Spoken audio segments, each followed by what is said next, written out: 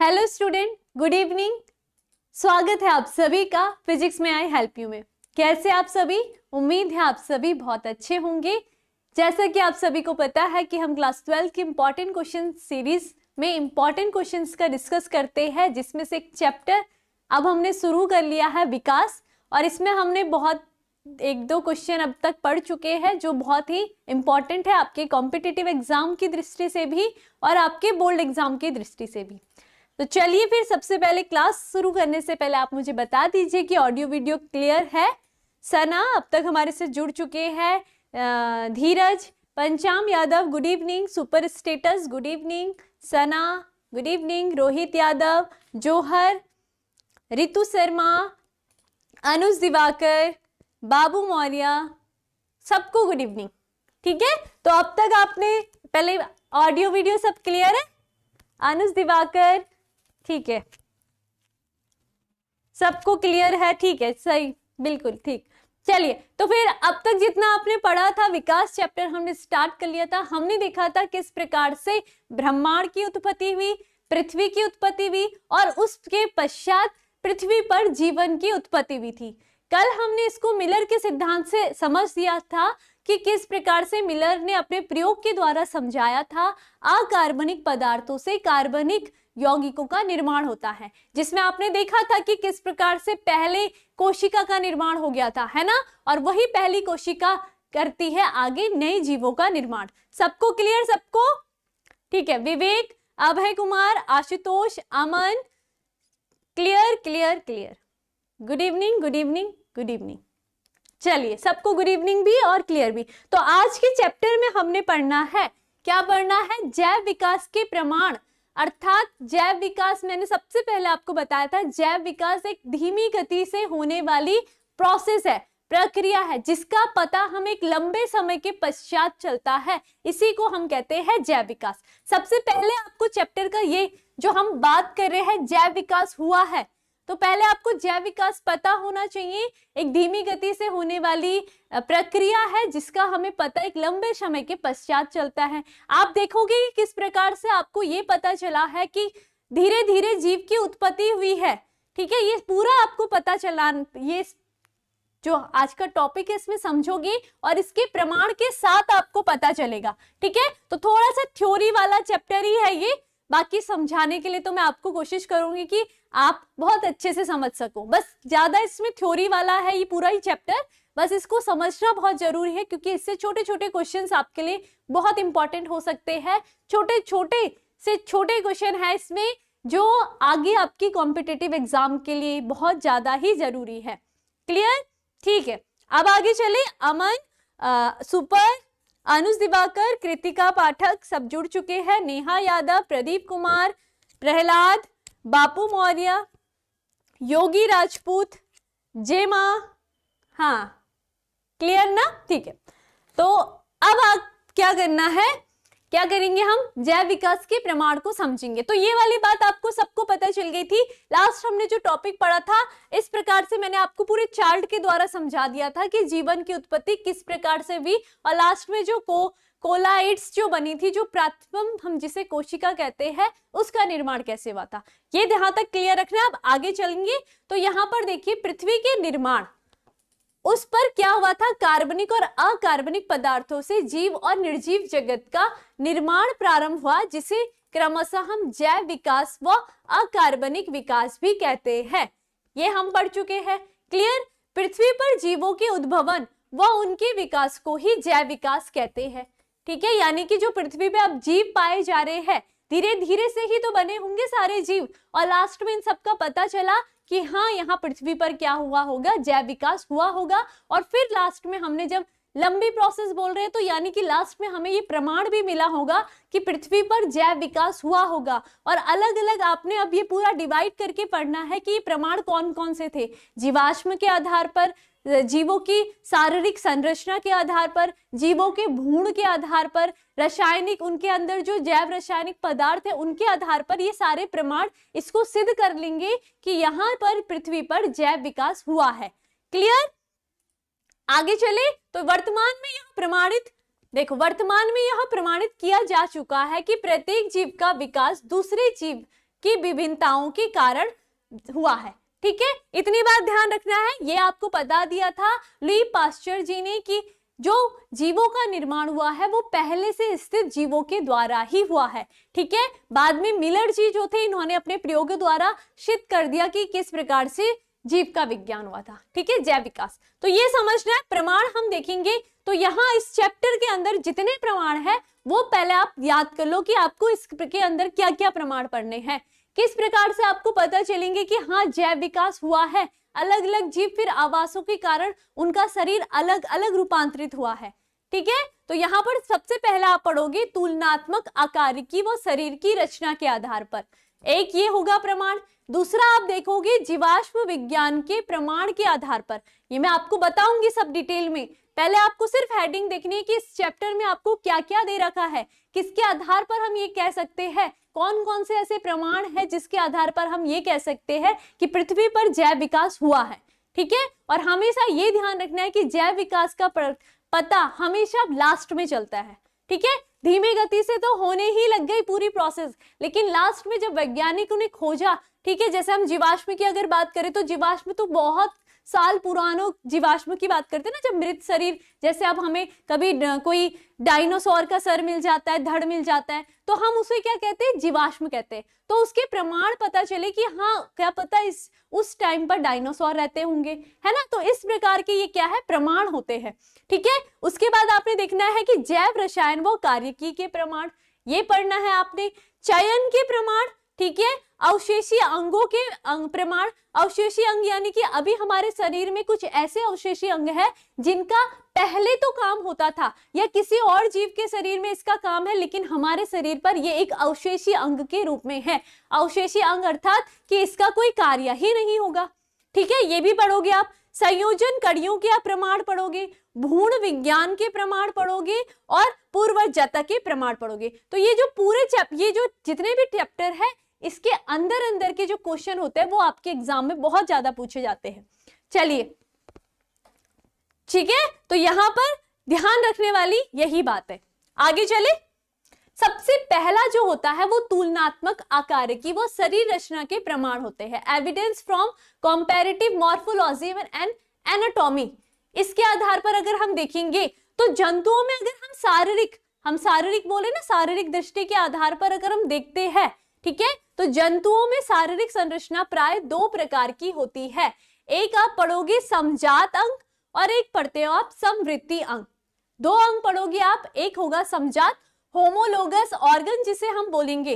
तो सबसे पहले आपको यही देखना है कि होमोलोगस ऑर्गन हम किसे कह रहे हैं। सम से याद रखोगे समजात अंग, ठीक है, और एक समवृत्ति अंग होते हैं। समजात अंग के बारे में अगर हम बात करते हैं तो क्या होता है, जंतुओं के शरीर में पाई जाने वाली संरचनाएं शारीरिक की बात कर रहे हैं तो संरचनाएं जो क्या करती है, जो संरचना व उद्भवन में, यानी उनकी जो संरचना होंगी और उनका उद्भवन जहां से हुआ होगा वो सब क्या होता है, समान होता है, लेकिन जो उनके कार्य होंगे वो भिन्न भिन्न होते हैं। तो ऐसे जो अंग होंगे इन्हें हम कहते हैं समजात अंग। इतनी बात क्लियर हो रही है कि किस प्रकार से हम समजात अंग किसे कह रहे हैं। समजात अंग अर्थात वे अंग जो क्या होंगे, सभी जीवों में समान होंगे, ठीक है, उनका उद्भवन भी समान हुआ होगा, उनकी संरचनाएं भी समान होंगी, लेकिन जो उनका कार्य करना होगा वो अलग अलग होता है, इसलिए हम इसे कहते हैं समजात अंग। अब बात करते हैं हम उदाहरण की। तो उदाहरण से आप इसको बहुत अच्छे से कैसे समझोगे ये ध्यान रखना है। मनुष्य के हाथ, ठीक है, घोड़े की अगली टांग, चमगादड़ के पंख और सील व व्हील के फिलपर, ठीक है, की संरचनाएं और उद्भवन समान है परंतु इनके कार्य भिन्न भिन्न है। यहां पर देखोगे अगर आप तो ये बात आपको ध्यान रखेगी, ये सारे जो अंग बने हुए हैं ये कैसे बने हैं, ह्यूमरस से बना होगा हाथ, ठीक है, रेडियस से बना है, अल्ना से, कॉर्पस से, मेटाकॉर्पस से और अंगुलीय अस्थियों से पाई जाती है। जो संरचनाएं होंगी उनमें ये सारी संरचनाएं पाई जा रही है, ठीक है, और इनका उद्भवन भी सब समान है, लेकिन इनका कार्य अलग है। अब घोड़ा क्या अपने टांगों से खाता है, नहीं खाता है ना। आप क्या अपने हाथों से उड़ जाते हो आसमान में, नहीं ना।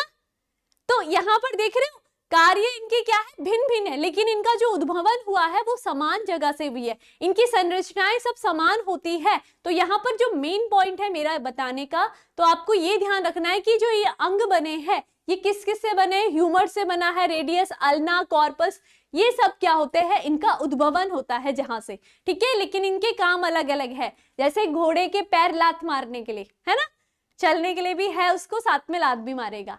और मनुष्य के हाथ की बात करते तो वो खाने के लिए, उनका काम अलग है। मनुष्य अब ऐसा तो नहीं है ना कि हाथों के बल चलने लग जाए, घोड़े की तरह चलता तो है नहीं वो, है ना। उसी प्रकार पक्षी है, हम तो बोलेंगे ना पक्षी जा रही होगी कि उसके हाथ उड़ रहे हैं, लेकिन उसके काम क्या है, वो उड़ने का काम कर रही है ना। पंखों से वो पकड़ती तो है नहीं खाना, तो अपने मुंह में डाल दे वो, तो इसलिए इनके काम अलग अलग है लेकिन इनका उद्भवन समान है, इसलिए हम इसे कहते हैं समजात अंग।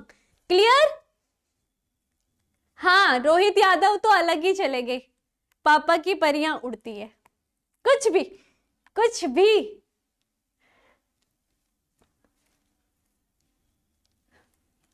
अब अगर हमने किसकी बात करी, अभी जीव जंतुओं की बात कर रहे हैं ना, ठीक है। तो यहाँ पर ठीक है, पौधों की बात करेंगे अगर हम, तो पौधों में हम देखते हैं कि बोगनवेलिया के जो पौधे होंगे वो कैसे होते हैं, कांटों में रूपांतरित होते हैं, ठीक है। अगर हम कुकुरबिट्टा की बात करेंगे वो प्रातांतों में, ये सब समान होंगे लेकिन इनका काम क्या होगा, अलग अलग होगा, ठीक। अगर मैं आपको डायग्राम से समझाऊं, हाँ ये रहे ना, ये है बोगनविलिया का, इसके क्या है, ये कांटे निकले हुए हैं, अलग, ये काम अलग करेंगे, जो ये कांटे होंगे ये काम अलग अलग होंगे। यहाँ पर क्या होगी, इसके प्रतांत के रूप में ये निकला है, लेकिन इनके जो कार्य होंगे वो अलग अलग होंगे, इनका उद्भवन समान होगा, इनकी संरचना समान होगी, इसलिए हम इसको ये कह सकते हैं कि ये आते हैं आपके समजात अंगों के अंतर्गत, ठीक है। थोड़ा सा थ्योरी है, तो हम इसको चाहेंगे कि अच्छे से पढ़े, इंटरेस्ट के साथ पढ़े, ठीक है। तो इसलिए बोर भी मत होना, थ्योरी है और इसमें जो इंपॉर्टेंट क्वेश्चन होगा वो मैं आपको बताती रहूंगी, है ना। अगर डायग्राम वाला होता तो ज्यादा अच्छा होता। तो बस इतनी ध्यान रखना है, समजात अंग, यानी कि इसमें मैं लिखती हूं समजात अंग की बात करी है, तो अगर यहां पर हम बोलेंगे इनका उद्भवन और संरचना प्लस संरचना, ये होगी समान, ठीक। और अगर हम कार्य की बात करें तो कार्य होते हैं इनके भिन्न भिन्न। तो इसके एग्जाम्पल बिल्कुल याद रखना है आपने, जैसे मनुष्य की बात कर रहे हैं, मनुष्य के हाथ, घोड़े के टांग अलग अलग काम करते हैं, लेकिन संरचना इनकी, जहां से इनका उद्भवन हुआ होगा वो समान जगह से होगा। क्लियर? आगे चलते हैं, ठीक है। अब दूसरा जो होता है समवृत्ति अंग, अगर हम समवृत्ति अंग की बात करेंगे तो ये उसका उल्टा, समजात अंग का एकदम उल्टा जो होता है वो होता है समवृत्ति अंग, ठीक है। समवृत्ति अंग, एनालोगस ऑर्गन हम इन्हें कहते हैं, अंग जिनकी क्रियाएं समान होती है परंतु उनका उद्भवन व आंतरिक संरचनाएं में अंतर होगा, इन्हें हम समवृत्ति अंग कहते हैं, ठीक है। जैसे क्या होगा, उदाहरण में कीटों के पंख, पक्षियों के पंख और चमगादड़ के पंख, तीनों के पंख क्या है, उड़ने का काम कर रहे हैं, उड़ते हैं ना, आसमान में उड़ रहा है चमगादड़, पक्षी भी उड़ रहा है, काम क्या है, एक ही है, क्या है, उड़ने का काम। लेकिन जो इनकी अंदर की संरचना होगी, अगर हम बात करेंगे कीटों की, तो कीटों के पंख बने होते हैं काइटिन के, ठीक है। तो यहां पर ध्यान रखोगे, देखो सभी कार्यों में क्या है, समान है, ठीक। लेकिन इनका जो मूल संरचना है, यानी इनकी आंतरिक संरचनाएं होंगी, कीट की बात करेंगे तो कीट किससे बना है, उसके पंख जो बने होंगे वो बने होते हैं काइटिन के।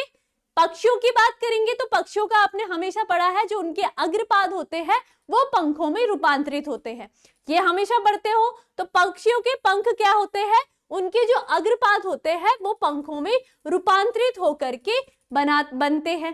क्लियर इतनी बात? तीसरी बात, अगर हम बात करते हैं चमगादड़ के, तो चमगादड़ के पंख, चमगादड़ के क्या होता है, जो अग्रपाद होगा और उसकी जो पैरों की यानी आगे जो उंगलियां होती है, 4 उंगलियां, और उसका जो धड़ का मध्य त्वचा होगी, जब वो फैलते हैं उससे चमगादड़ के पंखों का निर्माण होता है। क्लियर इतनी बात? अंतर समझ में आ रहा है समवर्ती और समजात में? समजात अगर बात करते हैं तो समान, यहाँ पर समान संरचनाएं होंगी आंतरिक रूप से, लेकिन कार्य भिन्न भिन्न, ठीक है। इसमें आप मानव का हाथ बोल दो, घोड़े का टांग बोल दो, है ना। और अगर हम इसकी बात करते हैं समवृत्ति की, तो समवृत्ति में क्या आ जाएंगे, इनके कार्य तो एक ही है लेकिन इनकी आंतरिक संरचना अलग अलग है। एग्जाम्पल आपको पता है चमगादड़, चमगादड़ के अग्रपाद और उसकी अंगुलियां और उसका धड़ वाले के फैलाव के कारण उसके पंखों का निर्माण होता है। पंखों के, अगर हम पक्षी की बात करते हैं तो पक्षी के अग्रपाद रूपांतरित होकर के पंखों का निर्माण करेंगे और कीटों के जो पंख बनते हैं वो काइटिन से बनते हैं। ठीक है, तो आंतरिक संरचना भिन्न भिन्न। क्लियर इतनी बात? हाँ, आगे चले आगे। ठीक है,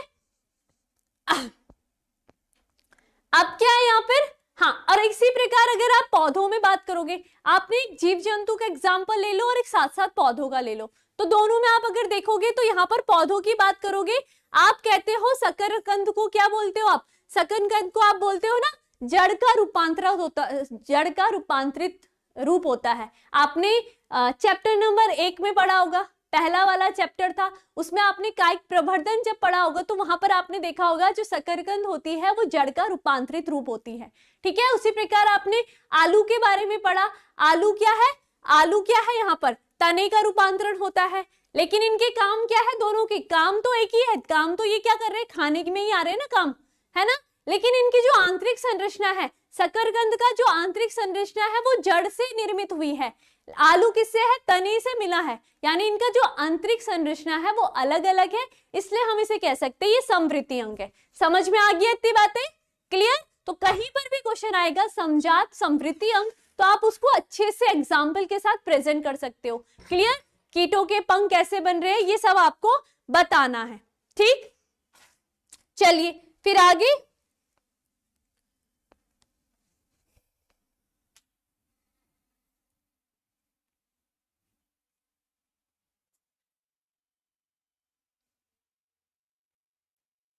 अब देखेंगे हम आगे, तो ये वाली बात आपको ध्यान रखनी है। अब जीवाश्म, सेकंड हमने देखा, पहला हमने देख लिया था कि तुलनात्मक शरीर के आधार पर अगर हम बात करते हैं तो समजात अंग और समवृत्ति अंग। ठीक है, दूसरा जो पॉइंट होगा जैव विकास के प्रमाण के, वो होते हैं जीवाश्म। ठीक है, एविडेंस ऑफ पैलेंटोलॉजी।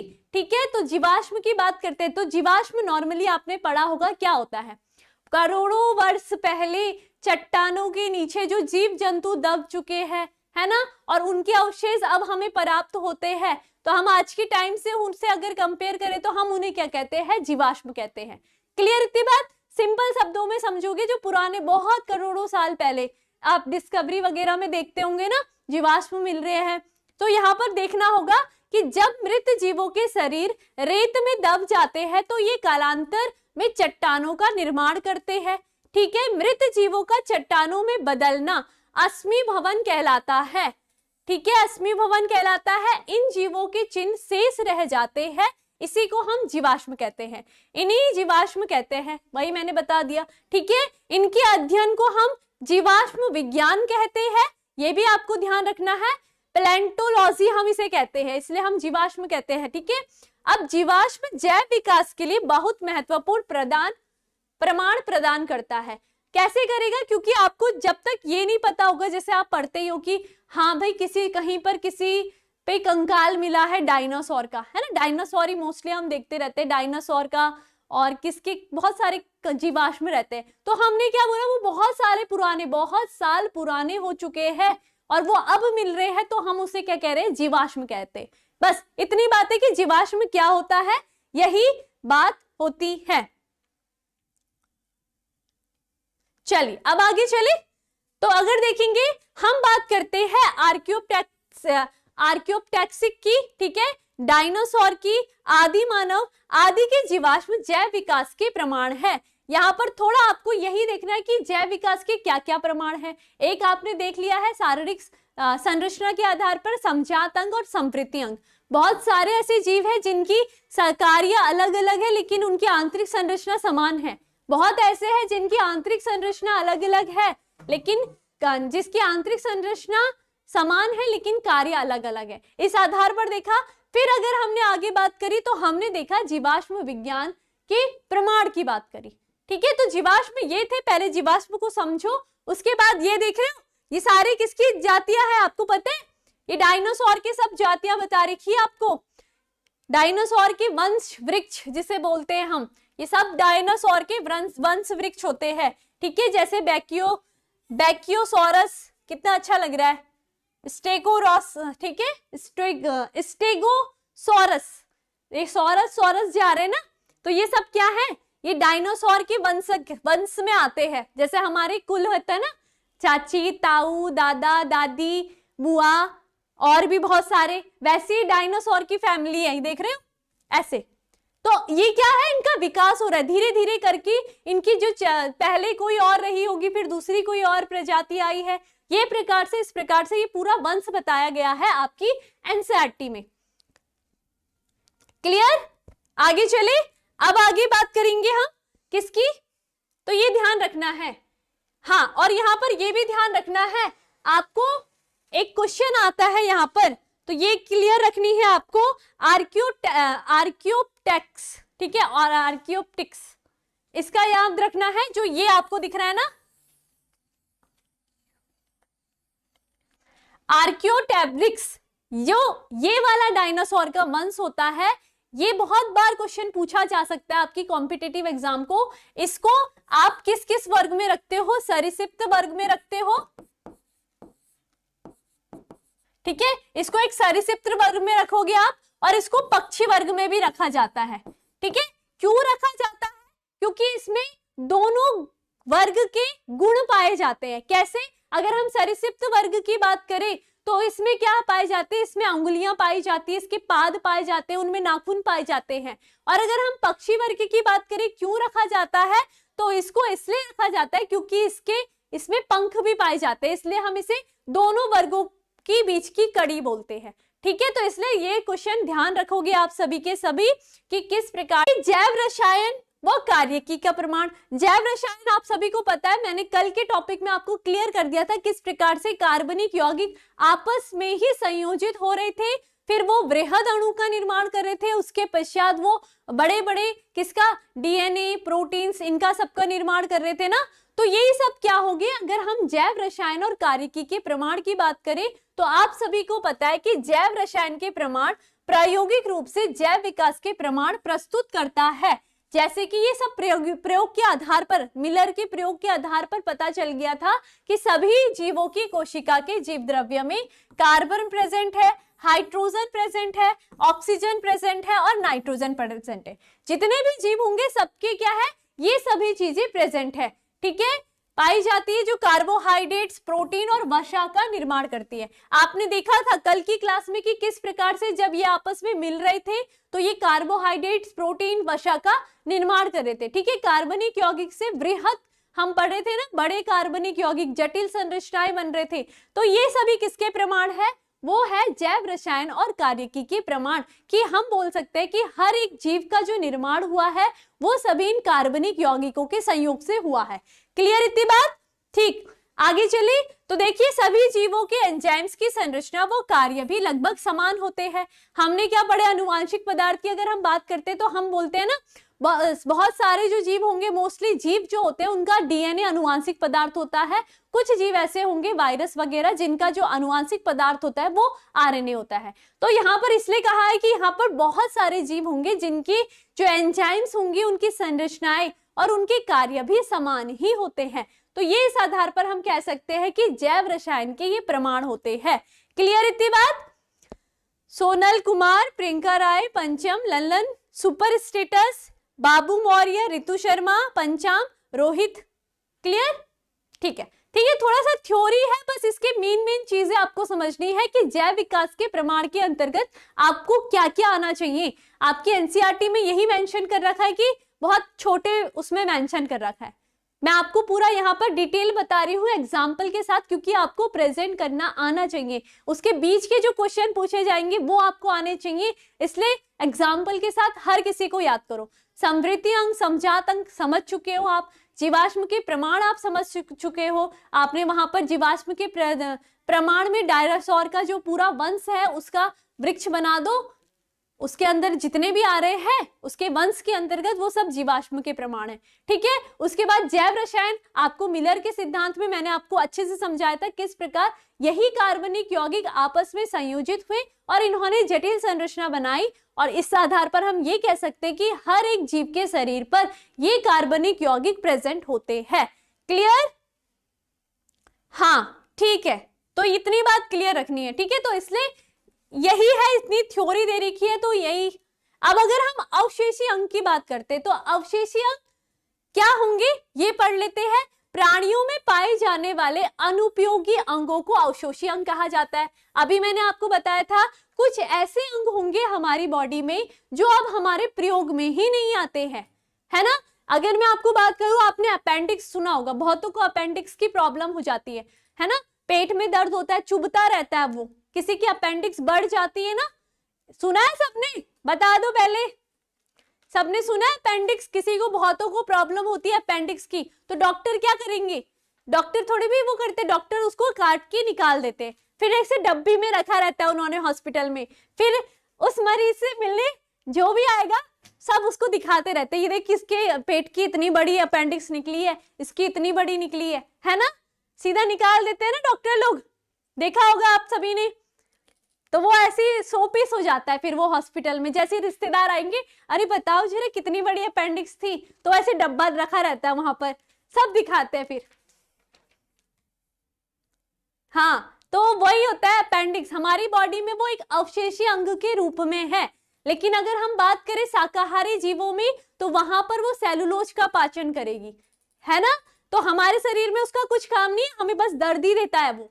बस वो जब बढ़ता रहेगा, बढ़ता रहता है, तो फिर वो दर्द देना स्टार्ट करेगा और फिर डॉक्टर हटा देंगे उसको अलग, और फिर बस तो फिर हो गया, फिर उसके बाद आपको दर्द नहीं होता है। 6 बजे होती है क्लासेस आपकी 12th की। हाँ अच्छा ठीक है, नेहा यादव कह रही है हमें अपेंडिक्स की प्रॉब्लम है, कोई बात नहीं, डॉक्टर से आप बोल सकते हो, डॉक्टर के पास ही जा सकते हो। मैं तो डॉक्टरी कर नहीं रही, वरना मैं इलाज कर लेती आपका, है ना। हाँ अच्छा, लेखर जी के हॉस्पिटल में आते हैं, अच्छी बात है, ठीक। तो ये ध्यान रखना, अवशेषी अंग हम इन्हीं अंगों को कहते हैं जो किसी जीव के शरीर पर क्या होंगे, जिनका कोई प्रयोग नहीं होता, हम उन्हें अवशेषी अंग कहते हैं, ठीक है। पहले कहते थे ना कि मनुष्य की भी पूंछ आती थी, तो उस टाइम पे देखो मनुष्य की पूंछ का कोई काम नहीं है ना। मनुष्य की पूंछ अगर आती होगी पहले, अभी आप जब मानव का विकास पढ़ोगे तो उसमें आप पढ़ोगे कि कौन से ऐसे मानव थे जिनकी पूंछ रहती थी। लेकिन अब हम आ गए, तो अगर हमारे उसमें हो भी जाए 1-2% में, तो उनका कुछ काम नहीं होगा, मनुष्य की पूंछ का कुछ काम नहीं होगा। लेकिन अगर यही देखें कि बंदर की अगर पूंछ आती है, तो बंदर की पूंछ तो बहुत काम आती है, उन्हें लटकाती रहती है, 24 घंटे झूलते रहते हैं वो उन पूंछों के सहारे, है ना, उनके काम आती है। अगर हम जानवरों की बात करें, तो जानवरों को कैसे काम आ रही है, उनकी शरीर पे जैसे कोई मक्खी वगैरह बैठती है, तो वो अपनी पूंछ को ऐसे ऐसे हिलाते हैं और उससे मक्खी भाग जाती है ना। तो इस प्रकार से उनके जीव में वो उपयोगी है, लेकिन हमारे शरीर पर वो क्या है, अवशेषी अंग के रूप में है। बहुत सारी ऐसी चीजें हम बात करते हैं, अपनी आंखों में निमेशक पटल पाई जाती है, हमारी आंखों में उसका कोई काम नहीं है। लेकिन अगर बात करेंगे मेंढक वगैरह की, जानवरों की छोटे छोटे, तो उनके शरीर पर वो उनके आंखों को साफ करने का काम करती है। तो यही सब होते हैं अवशेषी अंग, जो किसी जीव के शरीर पर कार्य नहीं करते होंगे, लेकिन दूसरे जीव के शरीर पर कार्य कर रहे हैं, इसे अवशेषी अंग कहते हैं। क्लियर? ठीक है, चलिए आगे बढ़े। तो इसमें देखेंगे अवशेषी अंग को मैंने समझा लिया है आपको बहुत सारे उदाहरण के माध्यम से। तो सबसे पहले अवशेषी अंग यह क्या होंगे, यह माना जाता है कि ये अवशेषी अंग इनके पूर्वजों में सक्रिय अवस्था में पाए जाते हैं।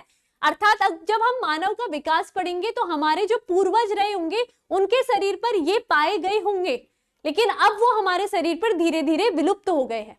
तो यही क्या है, अवशेषी अंग होंगे। अवशेषी अंगों का जैव विकास में महत्वपूर्ण प्रमाण है, इसके निम्नलिखित है। अगर उदाहरण में हम देखते हैं कि जैसे कृमि रूपी परिशेषिका, जो कृमि रूपी परिशेषिका कहा गया है ना, वो यही अपेंडिक्स को कहा गया है। हमारे शरीर पर अब इसका कोई यूज नहीं है, लेकिन मैंने कहा ना शाकाहारी जीवों में सेलुलोज के पाचन के लिए इसका उपयोग किया जाता है। निमेशक पटल यानी जो मेंढक वगैरह जीव होंगे, उनके शरीर ये आंखों पर ये काम करता है, उनकी आंखों को साफ करने का, ठीक है।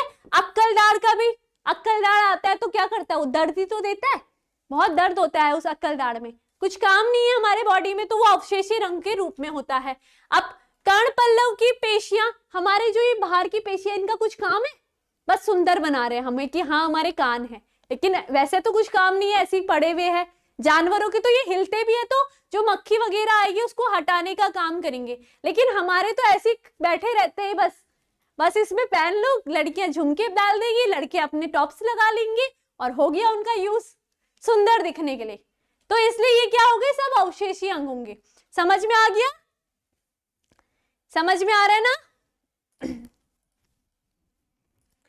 हाँ, अब आगे चले। अब जैसे पूंछ की बात करेंगे तो हमारे पूर्वजों में पूंछ रही होगी, लेकिन उनका काम नहीं था, लेकिन और जीवों में उन पूंछों का काम है। ठीक है, तो ये अवशेषी अंग। त्वचा पर बाल, अब हमारे शरीर पर त्वचा पे बाल आएंगे, उसका तो कुछ काम ही नहीं है, लेकिन और जो जीव होंगे उनके शरीर पर बाल उनको ठंड से बचाने का काम कर रहे हैं। ठीक है, तो ये इस प्रकार से हम कह सकते हैं कि अवशेषी अंग भी जैव विकास का प्रमाण है। पहले जो हमारे पूर्वज रहे थे उन पर ये सब प्रेजेंट थे, है ना। उस टाइम पे तो कपड़े भी नहीं होते थे, तो उनके बॉडी में जो बाल रहे होंगे उनसे उनका क्या हो रहा होगा, वो ठंड से बच रहे हैं। लेकिन अब के जमाने धीरे धीरे विकास हुआ, जैव विकास यानी धीरे धीरे गति, धीरे धीरे एक धीमी गति से होने वाली प्रोसेस हुई। उसके पश्चात अब ऐसा जमाना आ गया, हमारे शरीर में छोटे छोटे बाल हो गए, लेकिन अब क्या है, कपड़े हैं तो ठंड से हम बच सकते हैं। तो अब ये क्या हो गए, सबके सब अवशेषी अंग हो गए हैं। समझ में आ गई इतनी बातें? सबको क्लियर हो रही है? हाँ हाँ, ठीक है आशुतोष, सतेंद्र, सबको समझ में आ रहा है? बस बताते भी रहो, क्योंकि थ्योरी वाला है, मैं समझ सकती हूँ कि थ्योरी में आपको लगता होगा कि क्या मैम पढ़ा रही है। बस उस थ्योरी को थोड़ा अच्छे से पढ़ो तो आपको एकदम इजी वे में समझ में आ जाएगा। चलिए अब आगे चले। हाँ, तो ये इस प्रकार से देख रहे हो, मनुष्य, ये इतना अच्छा सा सबकी शक्ल है, ये मनुष्य बना हुआ, ये चीता बन रखा है ना, वेल बन रखी है, चमगादड़ बन रखी है, ये तो आपका वो बना रखा है। हाँ, मैं वो बता रही थी ना आपको, समजात अंग की बात कर रहे थे हम। देखो, समजात अंग की बात कर रहे थे, दिख रहा है ना, ये सब एक ही, इनकी जो उत्पत्ति हो रही है ये सब क्या है, एक ही जैसी अस्थियों से बन रखे है, ह्यूमर से बन रखे है, रेडियस से बन रखे है, कॉर्पस, मेटाकॉर्पस से बन रखे हैं। लेकिन आप देख रहे हो इनकी आंतरिक संरचनाएं सब एक जैसी है, इसलिए हम इसे समजात अंग कहते हैं। लेकिन इनके काम क्या है, भिन्न भिन्न है। ये डायग्राम थोड़ा यहाँ पर आ गया था, कोई बात नहीं, पर यहाँ पर अगर डायग्राम से आप और अच्छे से समझ जाओ समजात अंग के बारे में, तो ये और अच्छी बात भी है ना। तो इसलिए देख रहे हो आंतरिक संरचनाएं समान, लेकिन चमगादड़ तो उड़ने का काम करेगा, ये चलने का काम कर रहा है चीता, है ना, और हमारा हाथ क्या करेगा, पकड़ने का काम, खाना खाने का हाथ काम, और वेल का उसको तैरने के साथ साथ वहां पर गलफड़े प्रेजेंट होते हैं और वो उसको साथ में क्या करेंगे, सांस लेने के लिए आवश्यक होंगे। चमगादड़ का उसको उड़ने में, लेकिन इनकी आंतरिक संरचना सब समान है, इसलिए हम इसे समजात अंग कहते हैं। क्लियर हो रही है ना बातें, जो मैं समझाना चाह रही हूँ वो आप तक पहुंच भी रही होगी। बस ये डायग्राम इधर आ गया, कोई बात नहीं। अब हम संयोजक कड़ियों के प्रमाण के बारे में कहते हैं। तो ऐसे जंतु जिनमें दो वर्गों या संघों के लक्षण पाए जाते हैं। अभी मैंने आपको समझाया था, डायनासोर के वंशज में जो पाया जा रहा था, आर्कियोप्टेक्स जो पाया जा रहा था, मैंने कहा था ना, ये क्या है, पक्षी वर्ग में भी इसको रखा है और सरीसृप वर्ग में भी इसको रख रखा है ना। क्यों रख रखा है, क्योंकि इसमें पक्षी वर्ग के गुण भी पाए जा रहे हैं, उसके साथ साथ इसमें सरीसृप वर्ग के गुण भी पाए जा रहे हैं। सरीसृप वर्ग आपने 11th में पढ़ा होगा कि इसमें क्या है, नखर है, उंगलियां हैं, और पक्षी में हमने देखा है कि इसमें पंख भी पाए जा रहे हैं। तो डायनासोर का ये ऐसा वंश यानी कि ऐसी जाति है जिसमें इन दोनों के गुण पाए जा रहे थे। यानी कि इससे हमें पता चल रहा है कि जैव विकास हुआ है। कहीं ना कहीं पहले डायनासोर में क्या पता, ये पक्षी यानी पंख भी पाए जा रहे होंगे, नाखून भी पाए जा रहे होंगे। फिर उसके बाद हमने देखा कि उन डायनासोर का जो विकास हुआ होगा, उसके बाद ऐसी जाति आई होगी जिसमें ये दोनों ही एब्सेंट रहे होंगे। तो इससे हमें पता चल रहा है कि जैव विकास हुआ है। क्लियर इतनी बात? ठीक है, सबको क्लियर? हाँ बाबू मौर्य, हम जब नया सेशन करेंगे ना तो उसमें बहुत सारे अच्छे चेंजेस भी लाएंगे। ठीक है, तो यहाँ पर देखेंगे, वायरस को भी देखा आपने, वायरस आपने पढ़ा है सजीव और निर्जीव के बीच की कड़ी कहा जाता है। क्यों कहा जाता है? क्योंकि वायरस जैसे ही सजीव कोशिका में आता है वैसे ही वो क्या करता है, सजीव की तरह व्यवहार करता है। लेकिन अगर वो नॉर्मली रह रहा है तो वो निर्जीव कहलाएगा। ठीक है, तो इसलिए हम ये कह रहे हैं यूग्लिना, पेरिपेट्स, ये सभी क्या है, संयोजन कड़ी के प्रमाण होते हैं। इतनी बात भी क्लियर हो गई होगी सबको, है ना? हाँ, आपकी एनसीईआरटी में बहुत कम दे रखा है, लेकिन आपको इसको डिटेल में समझोगे नहीं तो फिर आगे जाकर के कैसे समझ में आएगा, इसलिए यहीं पर अच्छे से समझ लो, अच्छी बात हो जाएगी, है ना? अब तुलनात्मक भ्रूणिका के प्रमाण के आधार पर, भ्रूण के आधार पर अगर बात की जाए तो भ्रूण के आधार पर हम किस प्रकार से कह सकते हैं कि जैव विकास हुआ है? हम कह सकते हैं कि हर एक जीव का जो पहला भ्रूण होगा वो सब सेम होता है, ठीक है? बाद में वो क्या है, अलग अलग स्थान में रहने के कारण उनमें चेंजेस आए हैं, तो इसलिए हम इसको भ्रूणात्मक विज्ञान भी बोल सकते हैं, भ्रूण के आधार पर जैव विकास भी बोल सकते हैं। तो इसमें देखोगे आपके सभी जीव अपने जीवन का प्रारंभ एक कोशिका से करते हैं। ये सबको आपको पता है कि हर एक जीव का निर्माण जो होगा सबसे पहले एक कोशिका से ही हुआ होगा। आपने इससे पहले चैप्टर में भी पढ़ा था, जब मानव का पढ़ रहे थे तो आपने देखा था कि वहां पर सबसे पहले एक कोशिका का निर्माण हुआ, जब वो विभाजित हुई तब 2 से 4 फिर 8 फिर 16 ऐसे कोशिका बन रही थी, है ना? तो हम ये कह सकते हैं कोई भी जीव होगा उसका निर्माण क्या होता है, हमेशा सबसे पहले एक कोशिका से ही होगा। क्लियर? जिससे क्या होता है, उसके पश्चात उसमें युग्मनज बनता है, ठीक है, उसे हम युग्मनज कहते हैं। फिर जब ये युग्मनज तो तब कहेंगे जब 2 मिल जाते हैं, ठीक है। अब देखेंगे इसके अतिरिक्त यदि सभी कशेरुक वर्गों के प्रारंभिक वर्गों के प्रारंभिक भ्रूण को एक साथ रखकर देखा जाए तो उन्हें आसानी से नहीं पहचाना जाएगा, जैसे मछली, सुअर, कछुआ, मुर्गे, मनुष्य। अगर इन सब के जितने भी आपको एग्जाम्पल बताए हैं, मछली का बता रहे हैं, सुअर का बता रहे हैं, कछुए का, मुर्गे का, अगर आप देखोगे जब भ्रूणी अवस्था होगी उस टाइम पे अगर आप सबको एक टेबल के ऊपर रख दोगे और देखोगे कि अब मेरे को मनुष्य का भ्रूण को पहचानना है, तो आप इतनी आसानी से नहीं पहचान पाओगे, क्योंकि इनकी जो प्रारंभिक स्थिति होगी वो सब सेम होगी। तो हम इस आधार पर कहते हैं कि जैव विकास हुआ है, क्योंकि इनकी प्रारंभिक स्थिति तो सब सेम है, लेकिन जब ये अलग अलग स्थानों पर चले गए या अलग अलग इनकी देखा, जब बहुत समय के पश्चात इनमें धीरे धीरे वृद्धि हुई तो देखा कि ये सब क्या हो गए, अलग अलग हो गए। इससे ये सिद्ध हो गया कि जैव विकास हुआ है, ठीक है। तो देखेंगे कि प्रारंभिक भ्रूण को देखा जाए तो ये लगभग समान दिखाई देते हैं, ठीक है। इन्हीं के आधार पर यह कहा जा सकता है कि मानव का विकास, हम ये कह सकते हैं कि मानव का विकास मछली से हुआ होगा या फिर किसी और प्राणी से हुआ होगा, क्योंकि हमने क्या रखा है, सबके भ्रूणों को एक साथ रखा है। अब ये देख पाना मुश्किल है कि कौन सा भ्रूण किसका है, क्योंकि मछली का भी वैसे ही दिख रहा है, गाय का भी वैसे ही दिख रहा है, सुअर का भी वैसे ही दिख रहा है। तो हम ये भी तो बोल सकते हैं कि क्या पता मछली से मनुष्य का निर्माण हुआ होगा, या हम बोल सकते हैं सुअर से मनुष्य का निर्माण हुआ होगा, है ना।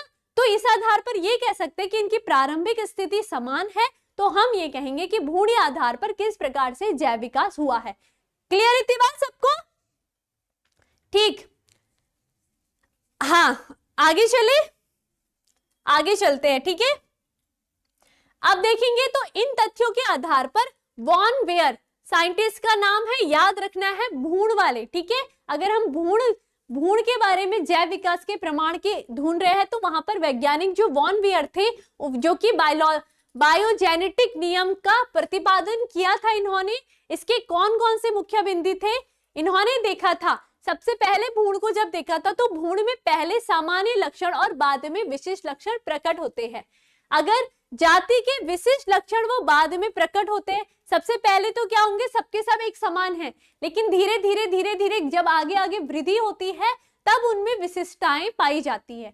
यही बात मैंने बताई आपको, ठीक है। जंतु अपनी भ्रूणावस्था में अपनी पूर्वज जाति के भ्रूणावस्था को दोहराता है। ये आपको सबको क्लियर है, क्योंकि आपने इससे पहले के चैप्टर पढ़ रखे हैं, ठीक है। यानी इन तथ्यों के आधार पर अर्नेस्ट हैकल, दूसरे वैज्ञानिक है अर्नेस्ट हैकल, ने पुनरावर्त सिद्धांत प्रतिपादित किया। पुनरावर्त अर्थात यानी कि जीव क्या करेंगे, बार बार अपने को दोहराते हैं। हर एक जीव क्या करेगा, जन्म लेगा और वो क्या करेगा, उसी भ्रूण अवस्था में आएगा, अपने जीवन को दोहराते रहेंगे। इसलिए इन्होंने कहा था यह है पुनरावर्तता का सिद्धांत, जिनके अनुसार एक व्यक्ति के भ्रूणीय विकास में जाति के उत्विकास के इतिहास की पुनरावृत्ति होती है, ठीक है। इसे ही बायोजेनेटिक अथवा पुनरुक्ति सिद्धांत भी कहते हैं। तो यहाँ पर यही ध्यान रखना है कि कोई भी व्यक्ति अपनी भ्रूणीय विकास को बार बार दोहराता है। ऐसा तो नहीं है ना कि मनुष्य अब अंडे देने लग जाए, नहीं ना, मनुष्य है तो वो बार बार उसकी जितनी भी जातियां पैदा होंगी वो सब भ्रूण का ही निर्माण करेगी, है ना। इसलिए ये क्या कह सकते हैं कि ये भी जैव विकास के प्रमाण है कि कोई भी जीव होगा वो अपनी प्रारंभिक स्थिति को बार बार दोहराता है। कभी सुना आपने कि किसी मनुष्य ने अंडे को जन्म दे दिया, अंडे से किसी मनुष्य का बच्चा हो रहा है, ये तो नहीं सुना ना।